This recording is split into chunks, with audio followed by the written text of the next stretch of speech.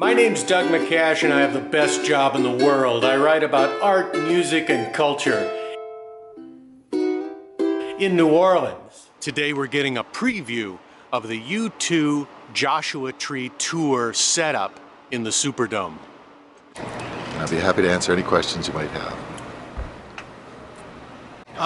Where's YouTube having dinner tonight? Well, they'll be having dinner in New Orleans tonight. So, flew in after the show last night in Kansas City, and the whole band's in town now.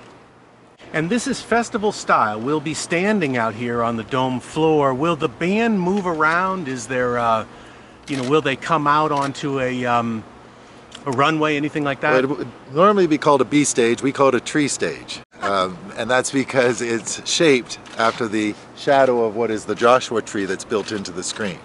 So yes, it'll come about 95 feet right into the middle of the crowd here. Playing to a GA floor is something U2 has done consistently, going all the way back to Pop Mart in '97, the last time we were here. So the steel system you see behind us right now is the frame of the whole staging system. So we have 3 of those because they take about 2.5 days to set up using cranes and crew. And the actual universal sound, lights, video, and staging system, tree stage, barricades, and the rest of it, in front of house, that'll take about 8 hours today, between 6 to 8 hours today. The trucks are still driving in and are going to arrive in the next hour. We'll start 4 o'clock, with the full crew will be in by 5 o'clock. So we'll work through much of the evening, be finished somewhere around midnight, come in the morning, final testing, and be ready to play the show for tomorrow night. How big is the crew? We have 84 in the crew side, we have 42 in the entourage side, we have 30 trucks, plus we have 3 sets of 16 trucks for the steel systems. So if we take our drivers, 9 buses, we will carry, all told, we'll do the quick math on that, about 196 people.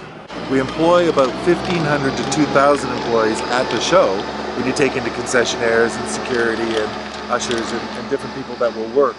This is an interesting tour because a lot of tours we start planning about 2.5 years out front. So if we look at the 360 tour or even Instance and Experience, we started a couple years out front. This tour really came up as an idea just in December.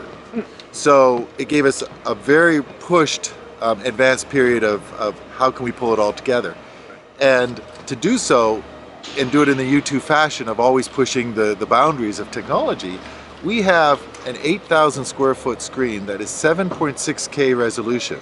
We use 8K cameras, so the images and the visuals that are on this are like nothing that any touring act has ever seen before. Anton Corbin, who was the original